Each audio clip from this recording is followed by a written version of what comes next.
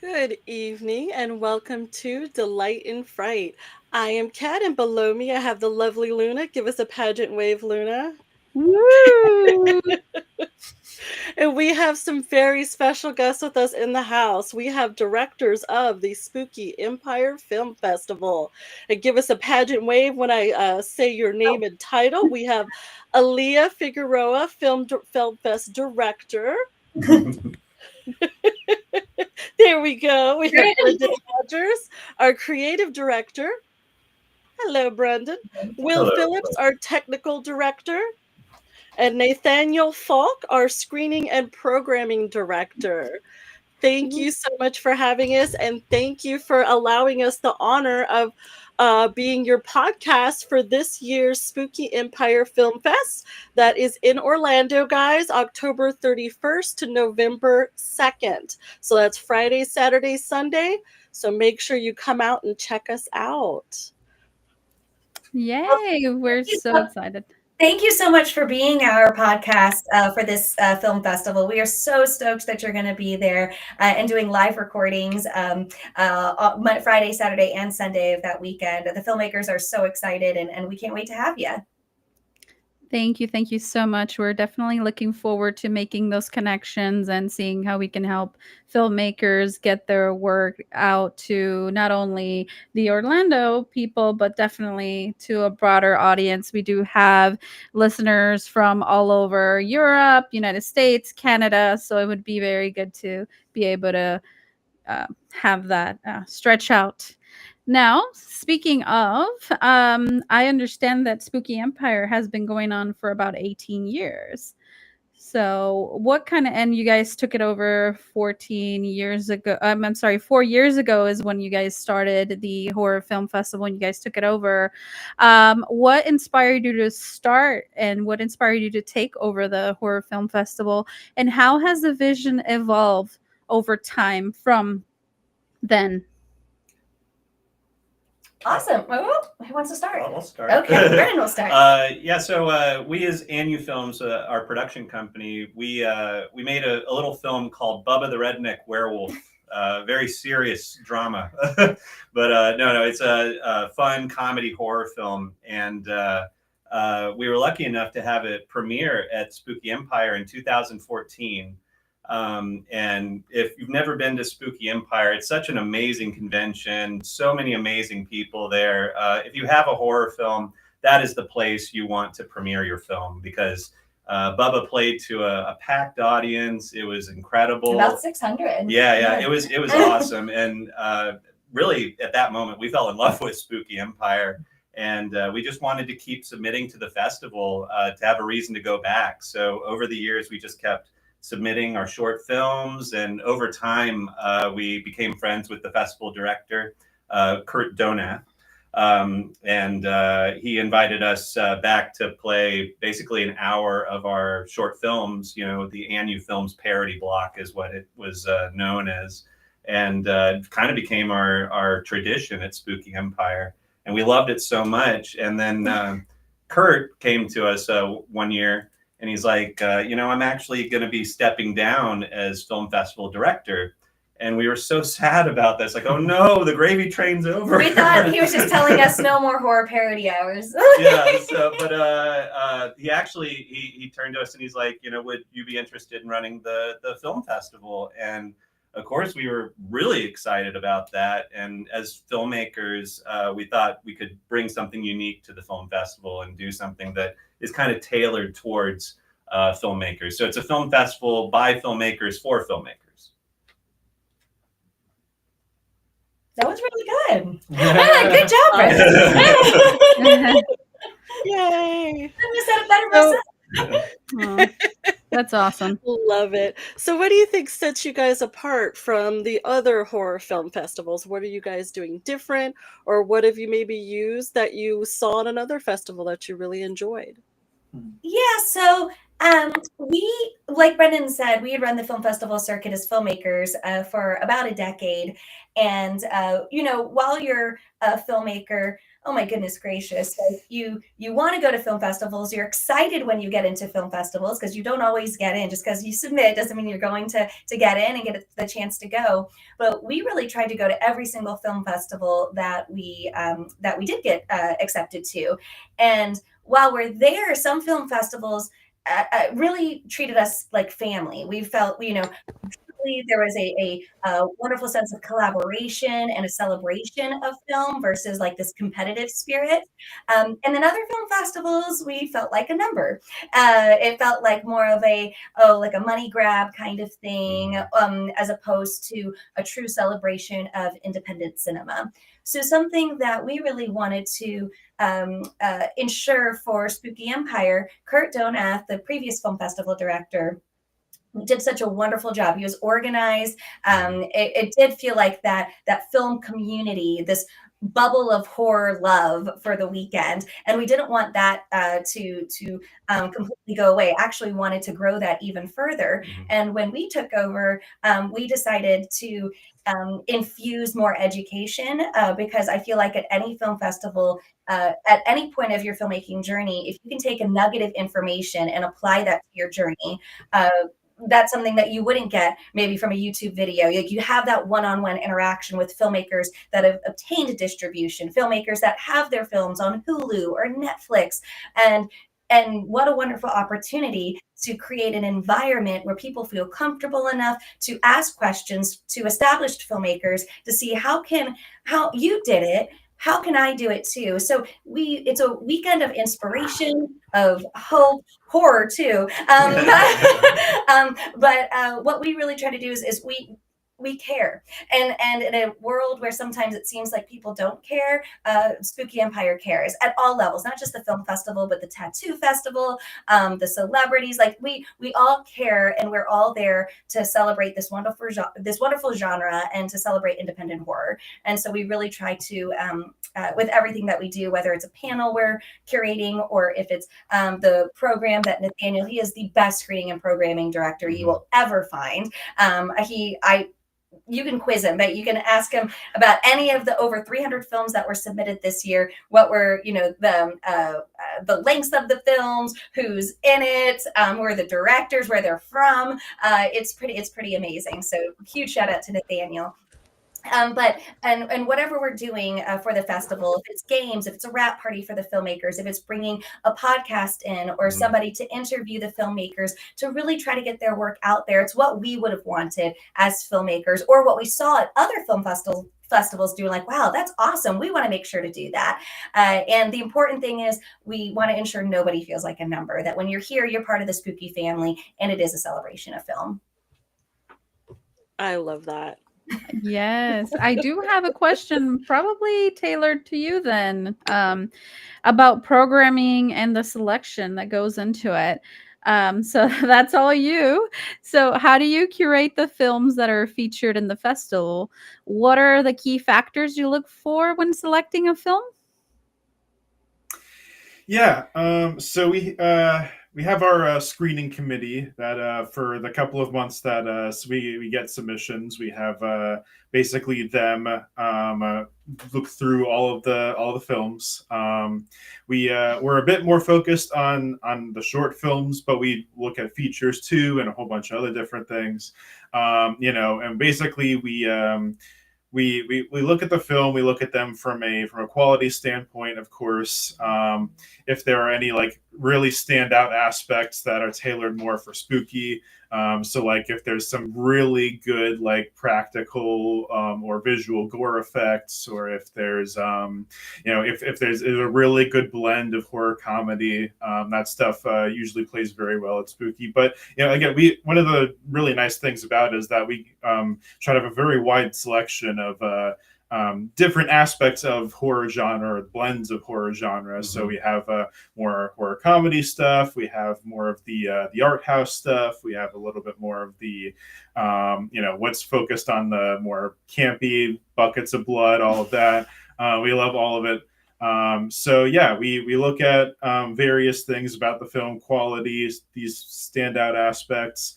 And we just have the screening committee. They kind of come together. We kind of talk it all out, and it's through the months long process, we kind of end up just looking through, and we were like, okay, and honestly, like any film that's submitted to the festival is really great. You know, it's the filmmakers putting themselves out there. It's the all of their hard work, and we're very appreciative of every single submission that we get in that sense. But yeah, we look through, we find the ones that are like, okay, I think this is going to be our class for this year, and then we go from there.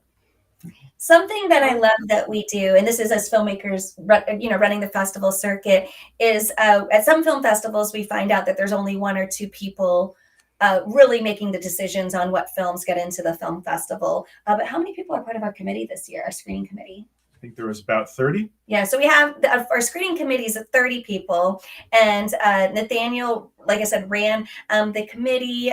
We had they met once a week or once every 2 weeks. Yeah, once every 2 weeks, starting in February. So he says a couple months, but it really is, it's 6 months of watching films.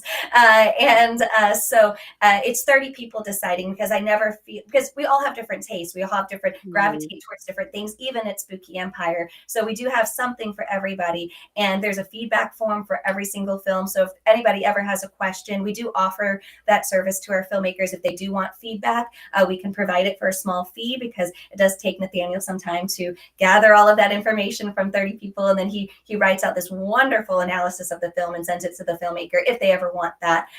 But it's so important. Again, it's not just one or two people deciding, it's a whole committee deciding on what gets selected. And the more and more years we do this, I think the more important it is to do it, because we're getting more submissions. So this year we had about a 35% acceptance rate for our short films, which is the lowest we've had, but it's because we've had the most, the 3 days, there's still only the same amount of time in the 3 days, so we can't screen more. But that's really exciting to see too, is that Spooky Empire is really getting out there for our filmmakers, and every year we get more and more submissions. Well, it's the most submissions the festival's ever got this year. Yeah. Wow. So what can we expect this year, Nathaniel, as far as the breakdown? Is there what percentage shorts? What percentage are we having some animated? How many full features?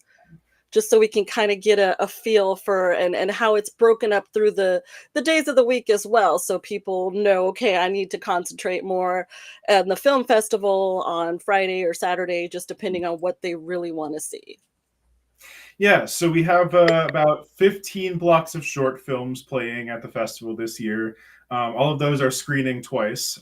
So if you miss a screening on one day, or if you were like, wow, I really liked that, I want to see that again, it'll be a screening another day of the festival. We selected 3 features that will be playing throughout the weekend. X's and O's, Smile for the Dead, and We're So Dead. But we also have a couple special screenings of some features as well. So, again, kind of a wide variety of things. We have 15 different blocks grouped together by kind of category. So we have a Predators and Prey block. We have an art house horror block. We have the hilarious horror block. We got Guts and Gore. We got WTF. WTF. A lot of people's favorites. That's a great one. Psychological. Horror heroine. Monster Madness. Monster Madness. Student block, a student film block. Florida Fear, films made in Florida. Yeah. Yes. All of that. So we have all those different ones. We also, for the very first time this year, are screening our honorable mentions at the festival. These are films that were scored very highly with the committee. We're not selected for the main program of the festival, but ones that we really wanted to highlight, like very standout aspects of all of them. And they're the ones that we wish we could have, if we had more time, these would have been the films that would have been gone into that time. But we're holding a special screening of those. We're bringing them. That's our first year we're doing that. So a lot of different categories, a lot of different great stuff. I think in the next week or so, ideally, is about when the program will be going online. That'll have all the specifics. So definitely keep an eye out for that. We got a big weekend full of a whole bunch of different things, and we're very excited for it. And really, if you're going to see one block, if you can only see one block, we recommend seeing the Best of Fest block, which is going to be on Sunday. At 2 p.m. And that's a great day. If you can't, like Brendan said, you can't make any of the film blocks. If you go to the Best of Fest, that's a 2-hour block of really, we think the best films that were submitted for this season. And then immediately following that is our award ceremony. And that's always packed. The filmmakers know if they're nominated or not. We have the main awards, and then we also have our superlatives, which change every year, just depending on what films were selected this year. So Best of Fest, I would say, if you could only make one block, the Best of Fest is the block to That's go what to. to do. I love it. So the bar was set pretty high this year then, because there's films that you really wanted to feature but just didn't have room for. But that's awesome that they're still getting a chance to get that publicity, to get their film out there and viewed. And I also love the aspect that you send them information, even if, obviously if they pay a fee for that. But even if they weren't accepted into the film festival, am I understanding correctly? Mhm. Awesome. So they can find out, what they maybe need to do for next time, or next festival that they subscribe to, so they can kind of understand, not just get the generic rejection letter, right, that we all dread. Right, which we've gotten many times. But it's one of those things that if we, as filmmakers, we've never had a film festival offer that. And I'm like, well, how cool. Yes, it does take extra time. But how cool would it be? I would pay $20 to find out if, just some feedback on the film and what's working and what's not working. Because it's great when you show a film to your family and friends and they say, wow, it's great, love it. But if you really want to get better as a filmmaker and improve as a filmmaker, maybe it's good to get your work out there in front of an unbiased audience. And that's what we are. Yeah. I can appreciate that, and I definitely agree. Unbiased opinions and constructive feedback is always great. Going back to a little bit of the programming and the selection, I love the horror movies that have the fantasy elements to them, like, werewolves, vampires, stuff like that. Is there a specific subgenre of horror that you feel particularly passionate about, or do you guys represent like a broad range of horror styles? But in general, what's your favorite subgenre? Oh, Good question. gosh, that is a good question. I lean towards the horror comedy. I love comedy in general, and I feel like horror is such a visceral genre. You know instantly if something scares the audience or not, just like how if a joke is funny or not, whether somebody laughs. So I feel like it's a perfect blend. So horror comedy is my thing. I'm on the opposite end of the spectrum. We have a block called Dark and Disturbing, and that's usually one of my favorite blocks. It's not necessarily one of the most popular blocks, whereas like our Hilarious Horror or Perfectly Campy are pretty popular blocks. But the Dark and Disturbing usually are filmmakers that, for me, similar to you, that create that visceral reaction, but these images that just get ingrained in your head that you won't ever forget. Like they are just stuck there now. And for a filmmaker to do that just stays with you and sticks with you, I don't know. I gravitate towards those. But I also, like, I don't know, Brendan, we're married in real life. Not in fact. I love that you're hardcore, Aaliyah. Aaliyah's hardcore. I love it. But I like some pretty dark stuff, so that She's all about the true crime stuff. And, I like my comedies. What about you? I don't know what your favorite subgenres are. I think I'd go with something like gothic horror. I really like haunted houses and the really creepy vibes. I like things that get under your skin and unsettle you, and especially if there's like a slight supernatural element to it. Like the atmosphere. Atmosphere is big for me. I love Okay. Haunting of Hill House, all the Mike Flanagan shows on Netflix. I think those are fantastic. I think if I had to pick a favorite horror genre, it'd be that. But ironically, right after that would be the comedies. Gothic comedy, that'd be great. Yeah. What's yours, Nathaniel? Yeah. I probably lean a bit more to psychological. Mhm. Whenever it's like you're really getting into the character's head and kind of like experiencing that terror through them kind of vicariously. I'm also a big proponent of atmosphere. So if you got something that's just like keeping you on the edge of your seat the entire time, that's definitely my jam. Awesome. Yeah, my favorite is anything with werewolves. I'm obsessed with werewolves because they terrify the shit out of me. Like anytime I'm at like a horror house or something like that, like I went to Scream Again the other night, and you're out in the woods. I'm like, okay, if a werewolf comes, I'm done. I'm just like, no. I may So be a little biased, but I recommend Bubba the Redneck Werewolf. Yes, Check that yes. out. We had a fun werewolf show last year. Absolutely. A few werewolves. We'll have to have a Cool whole night. separate show for Bubba. That's awesome. That's awesome. Yeah, and the sci-fi horror, Mhm. psychological hardcore stuff as well. I love the ones that really make you think, that has layers to it. It's not just, you can enjoy it for the surface, if you like, but then there's these multiple layers that you can look into it and think into it and be, philosophical and things like that. Those are the ones that really make me go ooh ah. Yeah. Yeah, I'm more of a fantasy horror kind of girl. Give me, the vampires, give me the fantastical elements. Is there any at the film festival this year? Any fantasy horror stuff? We've got a couple, and scattered Ooh. kind of through various places throughout the blocks. But we've definitely got. I think there's a couple vampire ones, a couple werewolf ones. One of our special screenings, Devour, has werewolves and vampires. So, Ooh. and what was that? And cannibals. And Got it cannibals, all. yes. Trifecta. Ooh. So that's going to be Saturday at 9 p.m. and that's from Digital Thunderdome, and they're absolutely amazing. And I'm so glad that we get to screen Devour. It has a limited theatrical release this month as well, so we're excited that we get to screen it at Spooky.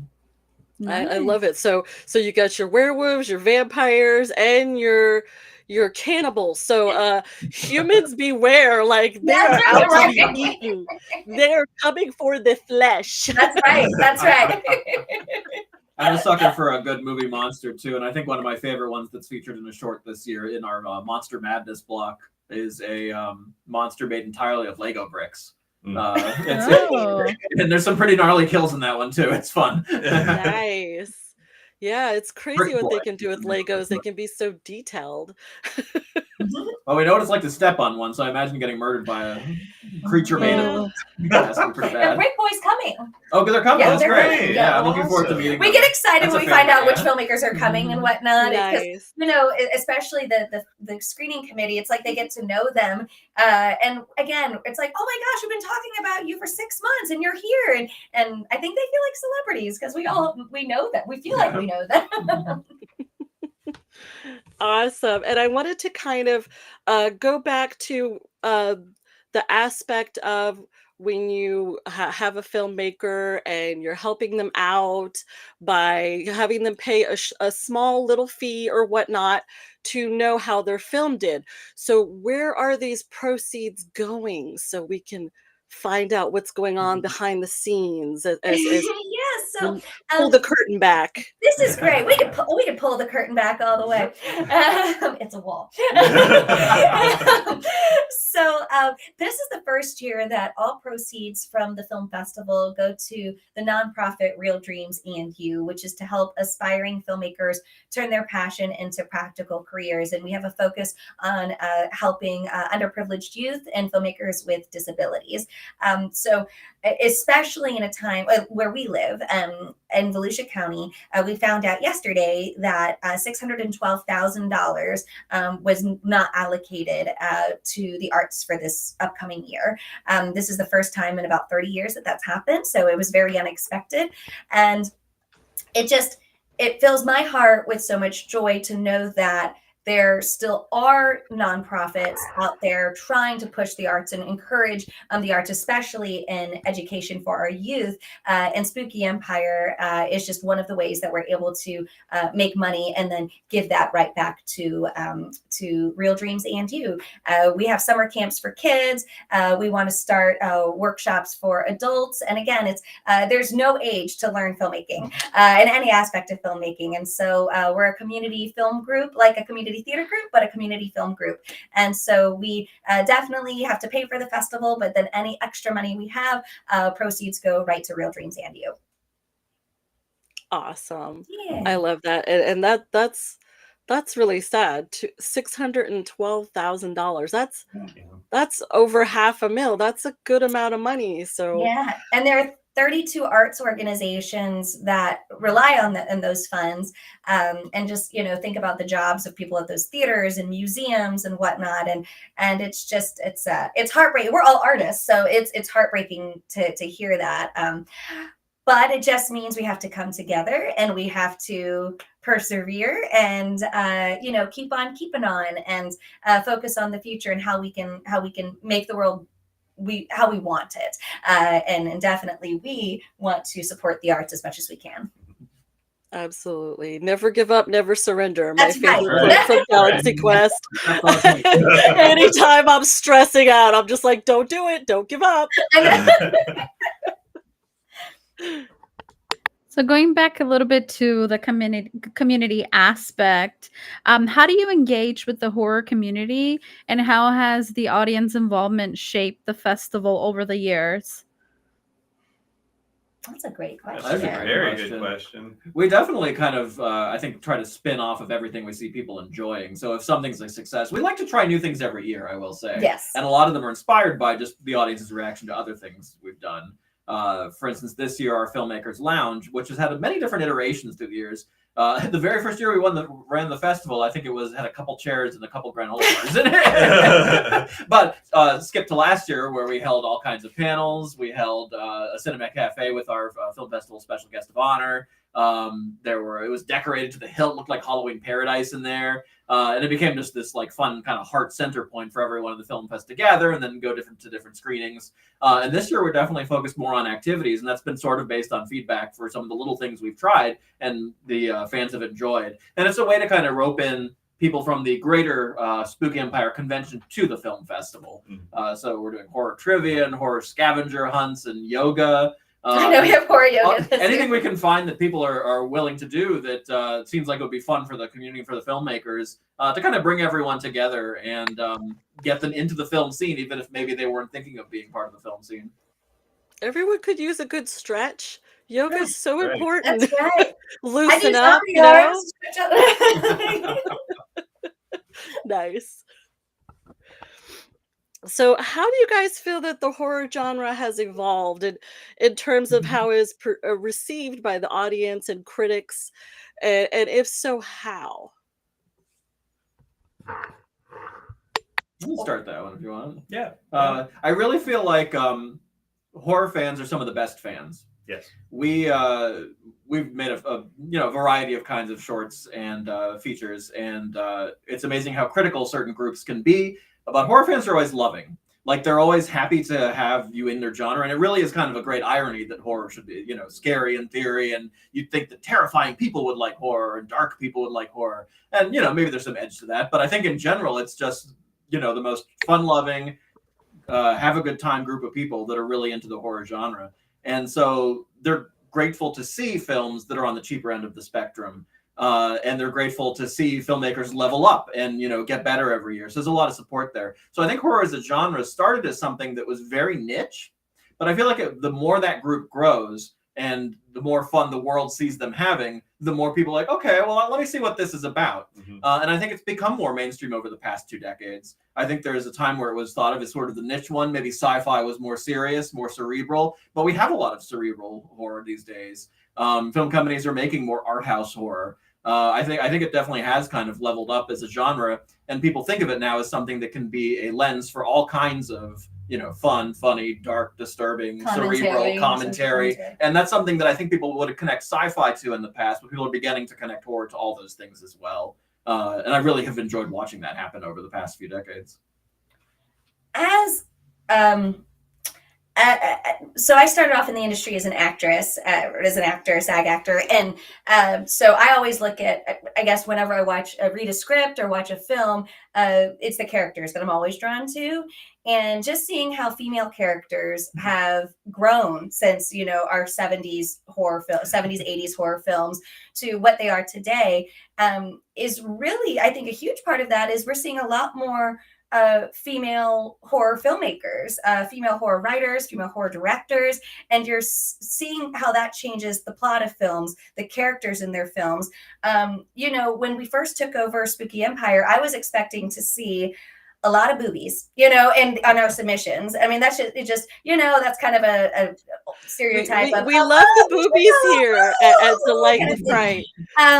But I don't know. We might have had one film with female nudity in it the first year, but man, we had multiple. I mean, we could have had a short film block of penises getting chopped off. So many severed So penises. many severed penises. I was just gonna say it needs to be fair, I'm about the booty. Luna likes the boobies. We just want variety. That's the thing. It's not one sided or the other. But I will say, actually, now, if anybody is getting what's the word I'm looking for? When you're not exposed, but like Exploitative. Exploitative, yeah. Exploited. Thank you. Exploited. Exploited. It's actually, I'm seeing that in men. I'm seeing that to the point where I think it's actually tipping too much in that direction. And it's like, oh, okay, I see. But I mean, I think it kind of has to, right? Mm-hmm. Like it's, I find that fascinating because it's, again, the more voices you have in horror, the more variety of horror you're going to have. Mm-hmm. And I love that. Another thing that we really found interesting was 2 years ago. So this is, people are submitting their films that maybe they worked on during COVID. And a lot of that had to do with the monsters inside. Yeah. And so instead of, and your internal monsters versus the external monsters and the external forces. And that was interesting to see that shift. And I think because of what people are going through, and maybe if they were isolated for long periods of time during the shutdown or whatnot, it's you saw that in their art. And I don't know, every year I feel like has a theme of, this is what is new in independent horror. Nathaniel, so this year it's penis murder? We do. I think we have some. There are right? Every year we have that. At least every quarter. Yeah. So we definitely have some of that. Is there an overall theme this year, like where you've noticed a trend? I mean, I think the festival is definitely as much of a variety as it's always had. But I definitely, at least in the submissions this year, kind of noticed a bit of a trend of there was a lot of more of not what was the word I'm looking for? Like dark future, like dystopia. There were a lot of dystopian horror this year, like kind of like or dystopian or apocalyptic, where like it was like a dark version of the future where like things were just not great and people were just kind of trying to hang on and survive.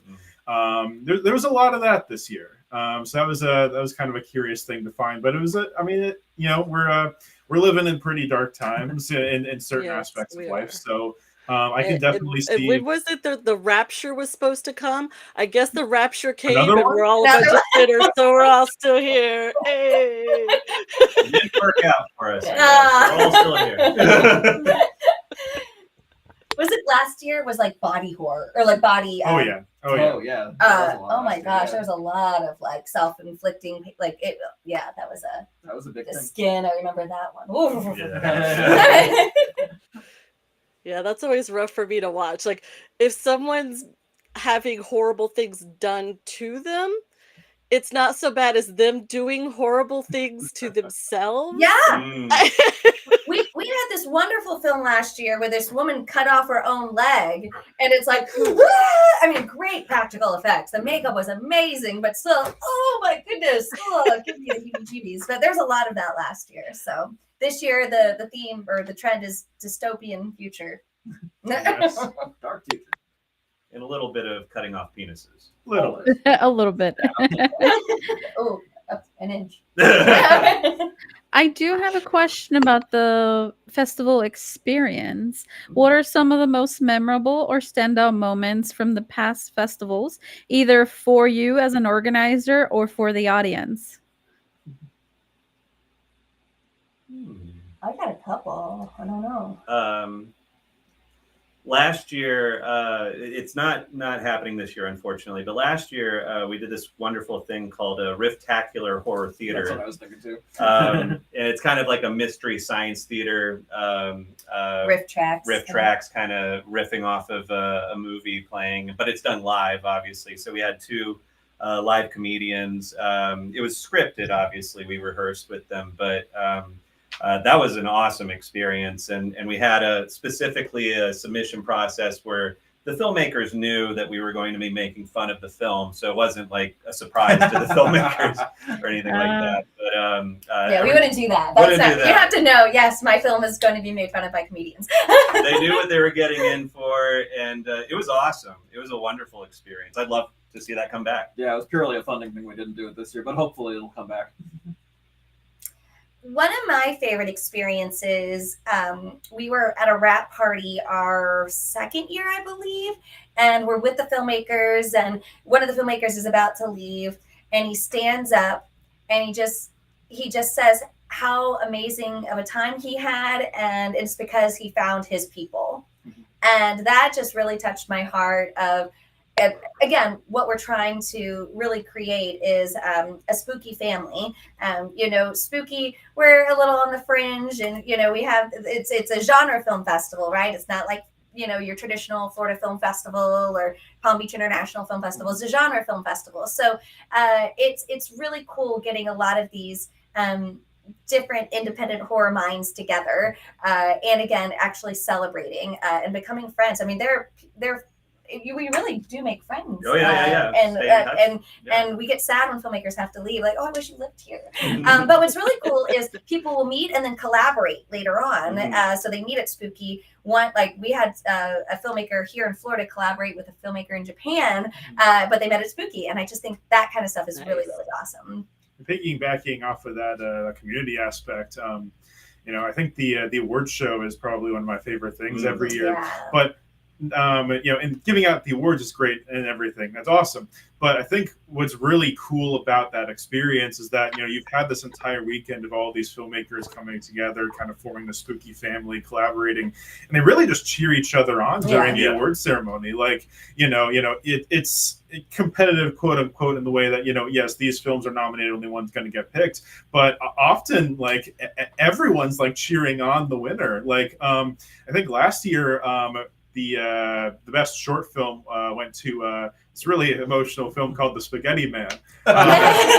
Surprisingly emotional It's and great. hilarious. It's a great film. Fantastic film. And like you should have heard how loud that room erupted. Like everyone was screaming, like, They "Whoa!" wanted Spaghetti Man. And like again, like all these people, there's a couple of them that are also up for best short film, but everyone's like cheering on The Spaghetti Man. Everyone's like, yeah, let's go. So just kind of that community aspect where it's an awards ceremony. Yes, it's only one person can win each award, but everyone's there to support each other and everyone's cheering each other on. I think that's wonderful. Awesome. And I love that the groups like of filmmakers, they'll really be like a clump and support each other's films and like, oh, what short block are you in? I'll go to that block. Oh, what short block are you in? And then, oh, let's go to the goth party. Oh, let's go to Cinema Cafe. Cinema Cafe is one of my favorite events that we do. We have Stephen Lamont and Amy Schumacher this year for our Film Fest Guest of Honor from Screenboat and The Mean One. And it's an opportunity. We provide coffee and pastries. This year, it's sponsored by EXO Coffee Shop. So thank you so much for providing coffee and pastries. But it's an opportunity. It's very to sit down and have a cup of coffee and some pastries with our Film Fest Guest of Honor, and to ask whatever questions you want to. Industry related. I mean, it could be anything, but this is your chance to work with somebody that is working now that is getting their films distributed, that is distributing independent horror films, to just sit down and ask the tough questions, ask the questions that maybe you've been wondering for a while, but you just don't know who to ask. And Joe Lynch was a Film Fest guest of honor last year, and he was amazing. And the filmmakers just kind of followed him around, I feel like, the rest of the festival, which was awesome. And so we actually later on after Cinema Cafe, we'll be showing Christmas Chaos, which is the documentary of the Mean One.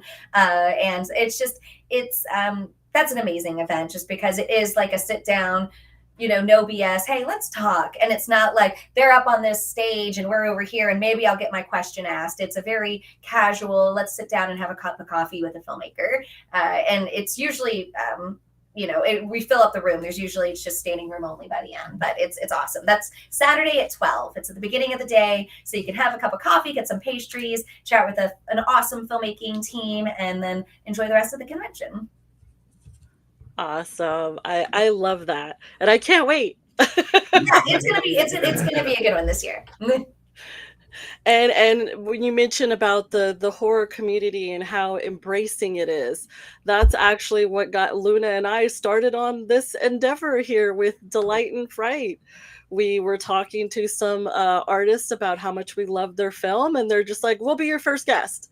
We're like, okay. So our first show, we had like the whole crew, right, Luna? It was everyone. The whole cast, crew, and director of Malum came on, and they got to be our first. And they also guest. did Last Shift. Mm-hmm. Very cool. And so Andrew Blasi, yeah. I Oh, I don't still know if remember you that. I forget still that. remember his name.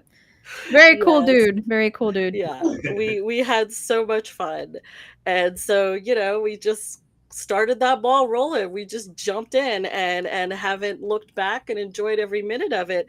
And that's what we also love doing is connecting the dots for other people in the community, like the 6 Degrees of Kevin Bacon. It's like, oh, okay, I know this guy can do this and this guy can do that. If you watch enough shows, guys, you can put together as anything you want, pretty much. So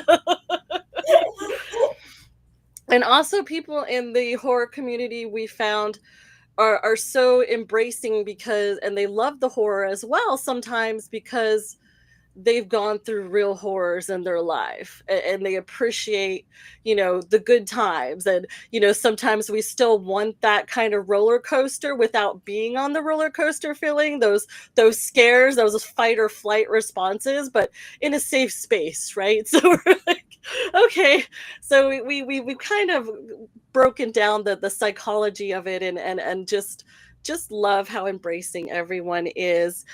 And my next question is how did you guys balance the needs of the filmmakers versus the audience members and sponsors to create like a well-rounded experience so everybody's happy, right? I'm such a people pleaser, and it's like I try to keep everybody happy, but no, it's never gonna work.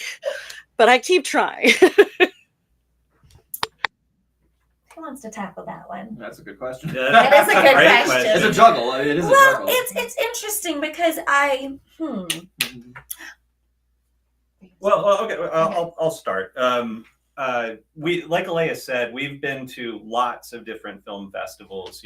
Great festivals, good festivals, and then not so good festivals, and that's as filmmakers. But so we really tried to learn from that experience and try to enhance this festival with things that will be useful to the filmmakers, entertaining to the filmmakers. But I will also say, first and foremost, we're storytellers, and we love to please the audience. We want the audience to be engaged and engrossed. So I think for the most part, it's like, well, would we find this entertaining? Mm-hmm. And we just go with that. Like Will said earlier, we try various different things, different years, see what sticks, see what works with the audience, and all these different community events. It's kind of twofold. It keeps general convention people engaged and interested in between film blocks, but it also builds the community of the filmmakers, and hopefully makes lasting relationships, lasting networking opportunities for them. It's, we always say this a lot. It's a film festival for filmmakers by filmmakers. And again, it's really, you learn the most, I think, from your horror stories of going to film festivals that maybe didn't quite work out. But when you're actually looking at it of, we're not doing this for us. We're not putting on the film festival. It's like to put ourselves out there. There's no ego here. It's about what is truly best for the filmmakers. If they are coming, if they were brave enough to make a movie and to finish it and then to submit it, they don't know who's watching it. That takes courage to do.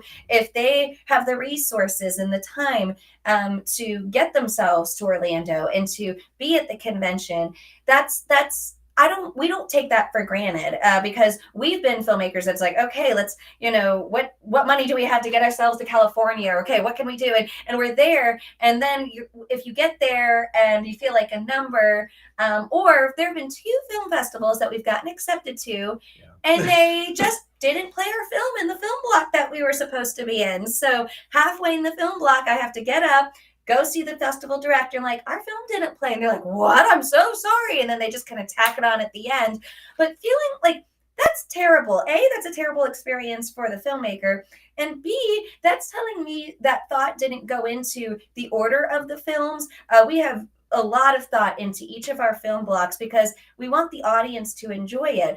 In the past at Spooky, when we were there prior to us running the event, they would put like 2 hours of film blocks together. And I don't know if there was much rhyme or reason to the film blocks. It's just, these are the accepted films. But as an audience, then you're not setting any expectations for me. I don't know what to expect. But with these film blocks, we try to make it clear, here's the guts and gore block. You know what you're getting yourself into. So if that is your thing, I guarantee you will enjoy it. If it's not your thing, then not to go. So it's the WTF block. Yes, okay, what am I watching? Kind of thing. Horror heroines, perfectly campy. We really try to set the expectations for the audience and then meet those expectations instead of, it's easy, let's just put all the films together. That is easier, but that's not what's best for the films, for the filmmakers, or for the audience. So if the filmmakers are having a good time, they are more present. They want to hang out at the film festival. They want to be there. And the audience sees that. The audience then is like, oh, we have Q&As after all of our screenings. So the audience will continue the conversations with these filmmakers after the screenings. That's one of the reasons why we have the lounge. So they can hang out in the lobby, but they could also go into the lounge and get some free popcorn. We're having that this year, and have some popcorn, chat about the movies, and really try to make it the best experience for the filmmakers, for the audience. Of course, having our wonderful podcast team come in and interview with the filmmakers, that makes them feel so special. And just the idea that somebody is thinking of their work. And we also have a YouTube team coming to do YouTube interviews as well. So they have opportunities to get interviewed, to talk about their film. And that just, I think, makes it a wonderful experience.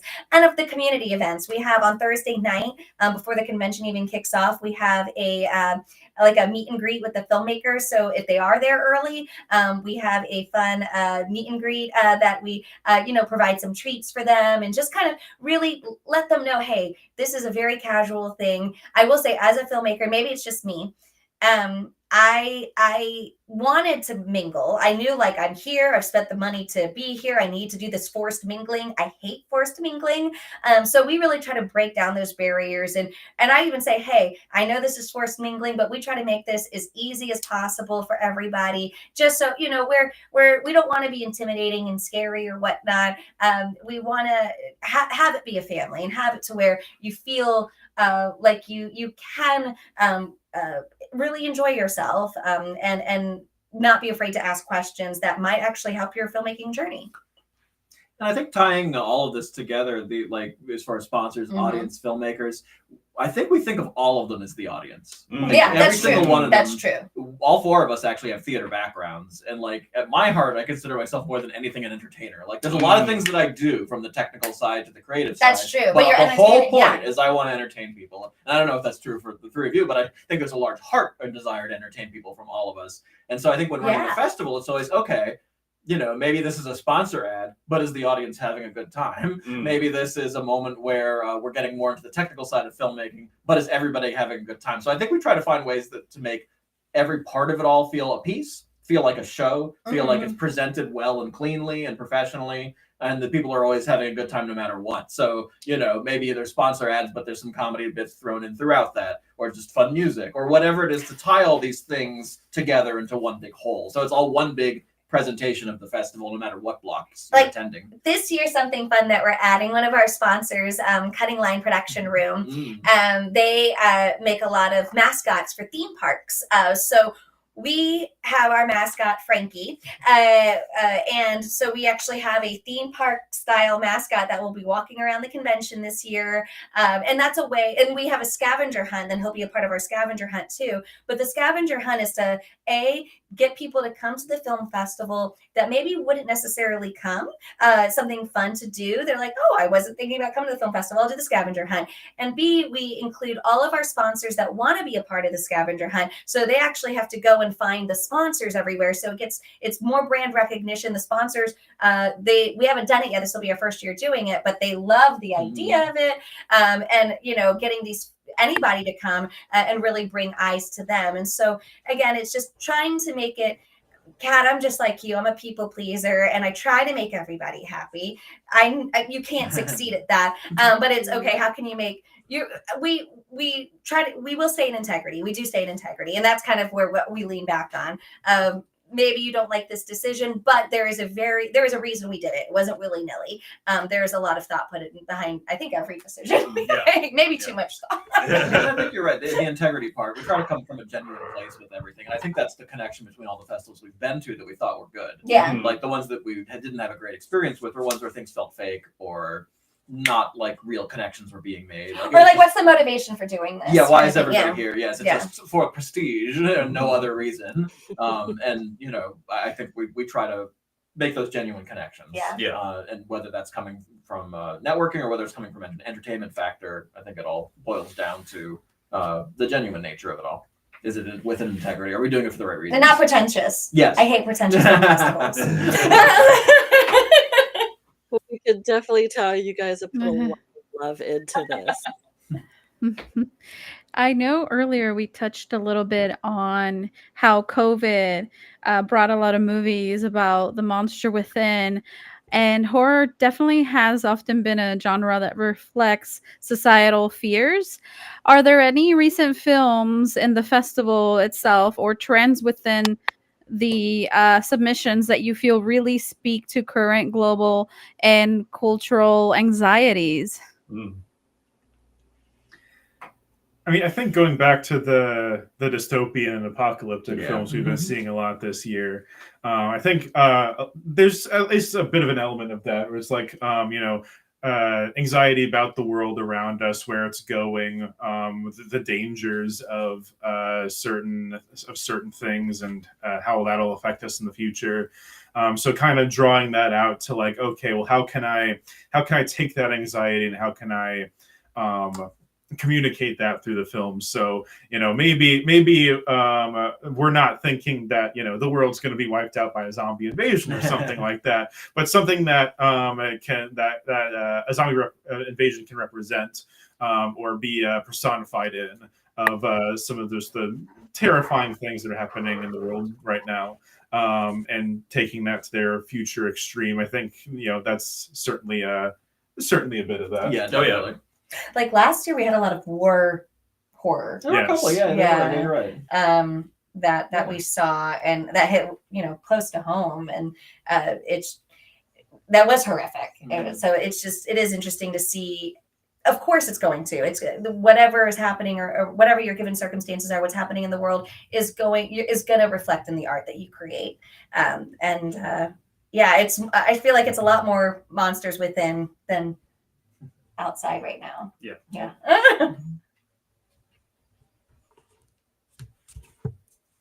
Awesome. Thank you. So time flies when we're having fun. Dang it. Shish kebab. Wow. Right? I hate to ruin our parade here. But it has been such a pleasure, and we're so excited about joining you, and we have so much to look forward to as far as the future of this festival as well. I can tell it's just going to get more and more amazing. I can't wait to participate in your scavenger hunt, and we're going to be giving out goodie bags for anyone. We have some with earrings for those with piercings. If you don't have piercings, we got keychains, so no need to worry.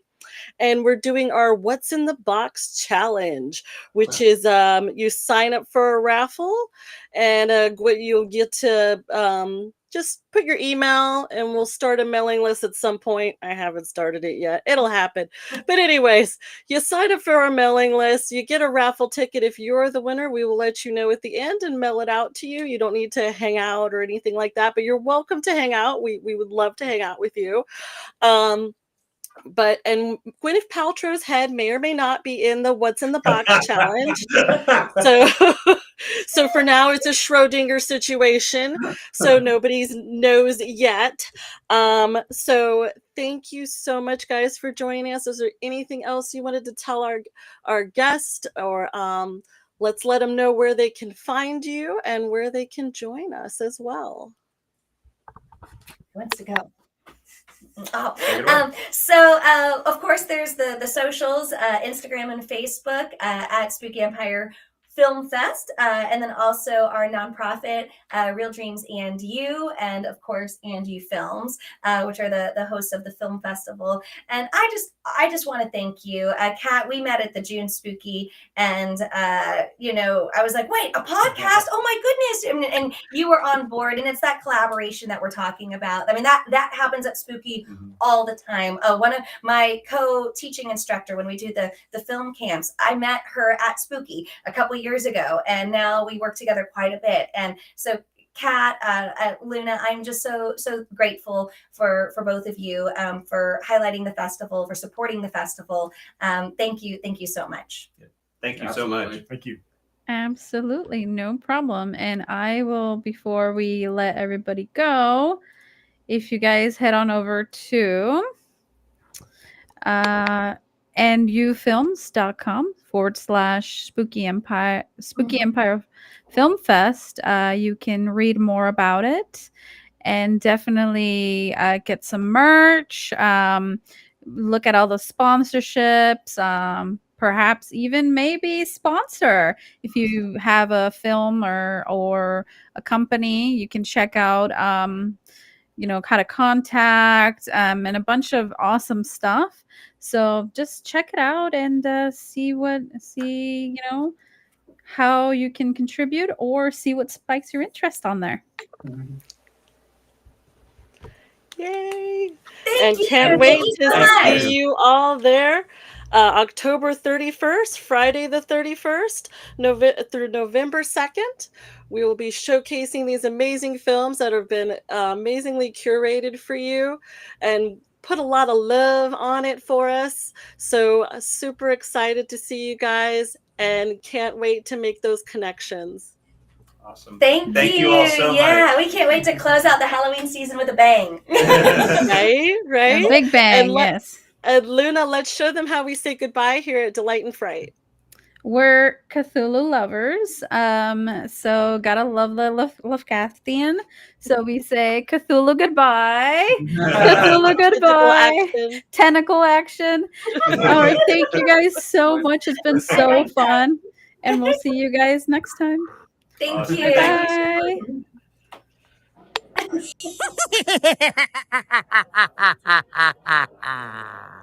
Hello, boils and ghouls. It's your old pal, John Kassir, the voice of the Crypt Keeper. And I want to thank you for listening to Delight and Fright with your hosts, Luna and Kat, a podcast for outcasts.